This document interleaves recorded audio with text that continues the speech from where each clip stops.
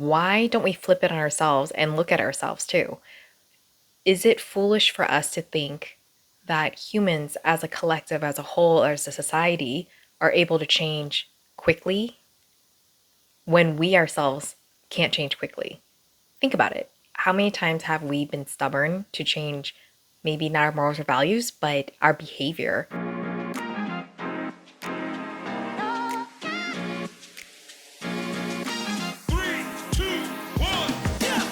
After leaving the corporate 9-to-5 grind, I became the boss of my own spiritual business, helping others explore and navigate the human experience from insight, wisdom, and lessons learned along the way. Today, I help aspiring spiritual entrepreneurs gain the confidence to share their gifts with the world. Welcome to the Happy Healing Shop podcast. I'm your host, Trang Pham Nguyen, and each week we'll dive into incredible stories of strength, resilience, and transformation. So, if you are ready for some serious breakthroughs, laughs and tears, and stories that will inspire you, you are in the right place, my friend. Let's get started. Welcome back. I am currently recovering from COVID, so I am quarantining at the moment. But during this time, I was able to collect my thoughts. So in today's episode, I want to share 4 points or insights and ideas I received during my time in quarantine, whether they were aha moments that I got or conversations I've had with friends.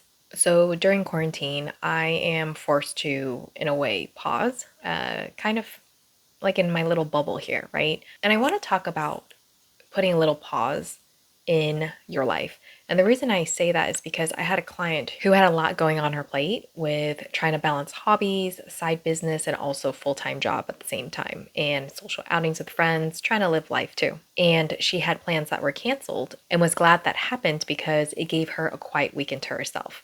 And so it got me thinking about how we sometimes forget to add breathing space or a pause in our calendar. So sometimes we might be used to back-to-back meetings or back-to-back appointments, running errands and all that kind of stuff.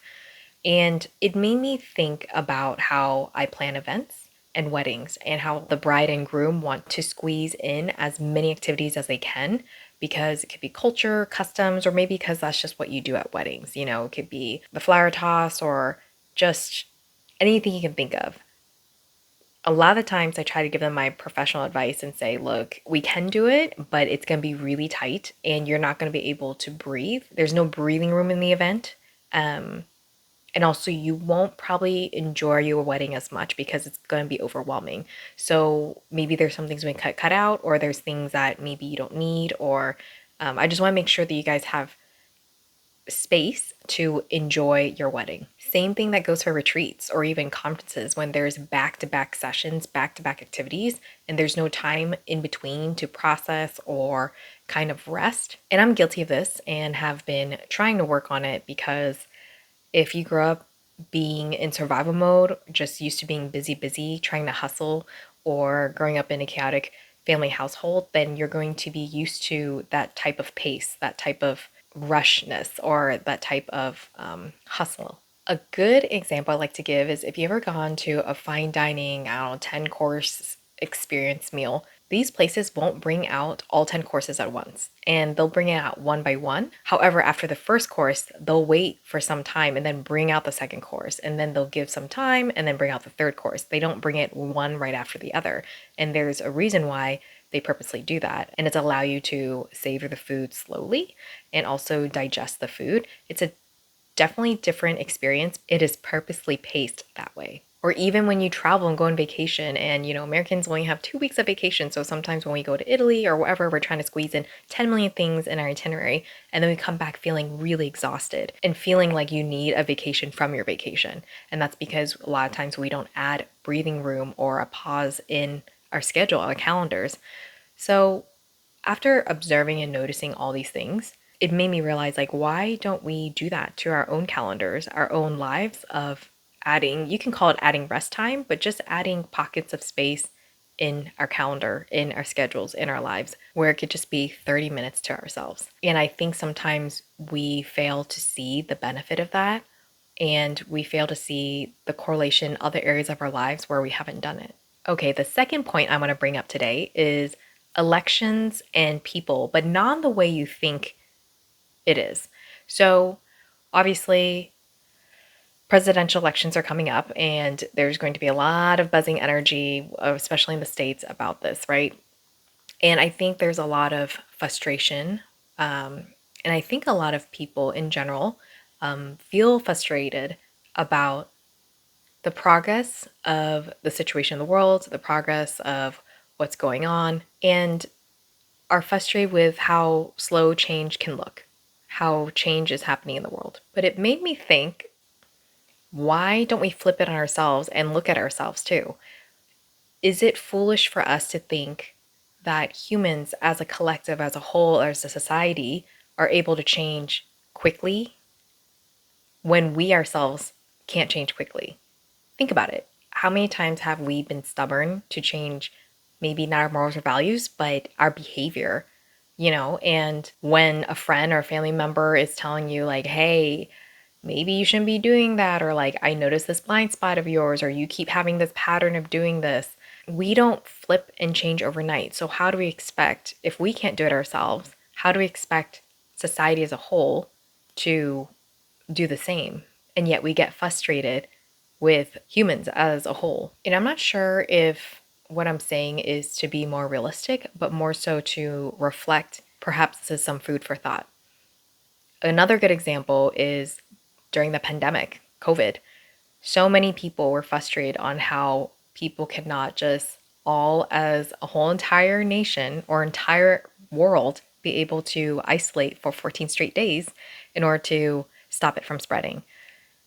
And the thing that was funny is I remember thinking, because back then I was working in office, if people cannot get along in an office because there's always office politics, different personalities, if there is a struggle on a smaller scale for cooperation, how can we expect that cooperation to be successful on a monumentous scale? And there's a chance that you might be feeling frustrated, tired with people, with humans. But one thing a friend pointed out to me that, in a way, I found kind of hopeful and kind of put things in perspective is that these are numbers I'm kind of making up, but US is a fairly young country. Very, very young country compared to, let's say, the UK. Let's say with the US, it took about 300 years to finally get LGBTQ rights, whereas in the UK, it took them over 1,000 years to get to that place. So when she explained in that sense, it made me realize that we are making progress in a fairly quick timeline in comparison to the rest of history. Okay, the third thought or epiphany I had during this time when I was quarantining is that I remember thinking, why did some of our souls choose very difficult lives? I remember thinking, how can I grasp this in a way that makes more sense to me? And then a question popped up in my head, and I started asking friends this question, and it made me understand it a lot more. I asked people, would you rather choose option A, where you experience the highs, such as the love between your partner, your loved ones, your children, and you also experience the lows, the very difficult times in your life, and trauma and all that kind of stuff? Or would you choose option B, where you're born into this world and you didn't really feel the highs of the emotions or the lows of it? So you didn't know what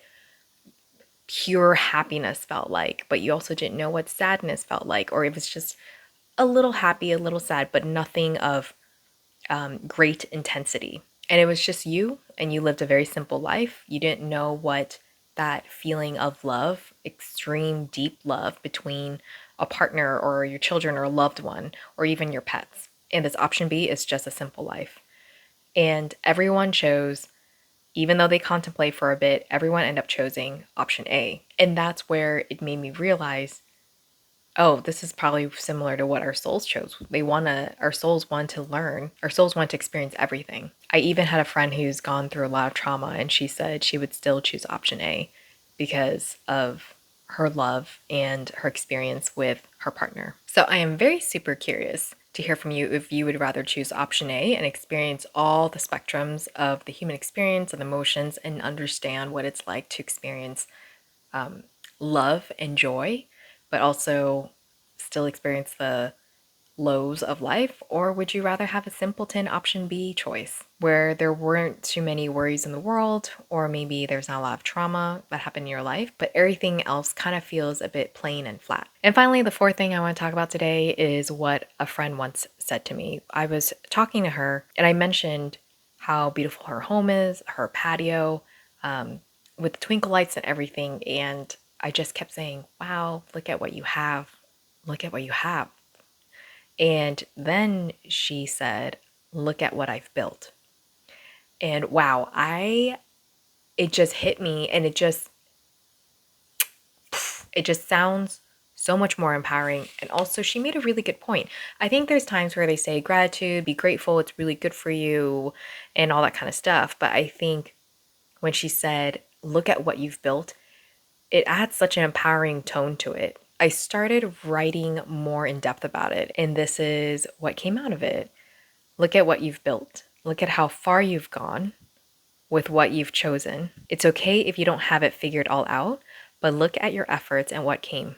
Friendships, connections, the inner work you've done, the new realizations you've made, the home and space you've created for yourself, not just physically, but mentally, or maybe a different lifestyle choice you made for a fulfilling and happy life, even if it wasn't easy. While being grateful is a positive thing, of course, I think a lot of times we forget to give ourselves credit for getting us to where we are today, for building a home or life that we want, or even just being able to survive another day, or even get to a place of healing and peace for ourselves. So I hope you enjoyed those 4 points or insights that I received during quarantine that I want to share with you.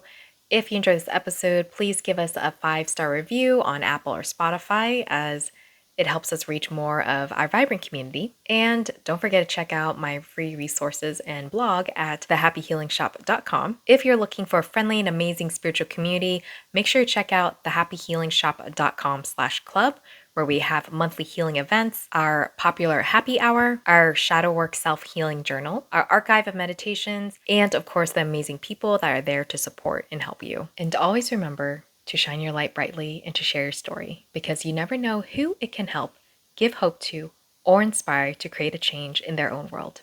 Thanks so much for being here, and I'll see you soon.